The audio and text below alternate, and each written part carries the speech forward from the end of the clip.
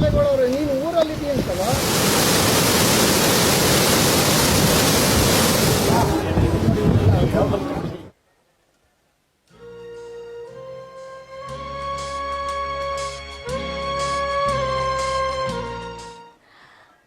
ಹಾಗೆ ಜಲಸಂಪನ್ಮೂಲ ಇಲಾಖೆಯ ಸಚಿವರು, ಬೆಂಗಳೂರು ನಗರಾಭಿವೃದ್ಧಿ ಸಚಿವರು, ಹಾಗೆ ಕರ್ನಾಟಕ ಸರ್ಕಾರದ ಸನ್ಮಾನ್ಯ ಉಪಮುಖ್ಯಮಂತ್ರಿಗಳಾದ ಶ್ರೀ ಡಿ.ಕೆ. ಶಿವಕುಮಾರ್ ಅವರ ಆಗಮನವಾಗಿದೆ.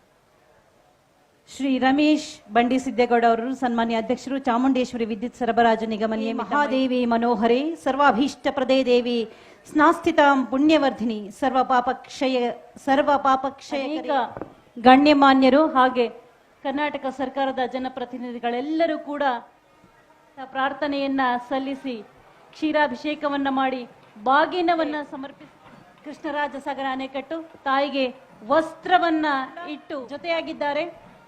ಬಾಗಿನವನ್ನ ಅರ್ಪಿಸಿದ್ದಾರೆ ತಾಯಿ ಕಾವೇರಿಗೆ. ಬೆಳಗಿಸು ತಾಯೇ, ಕರುಣಿಸು ತಾಯೇ, ಕಾಪಾಡು ತಾಯೇ,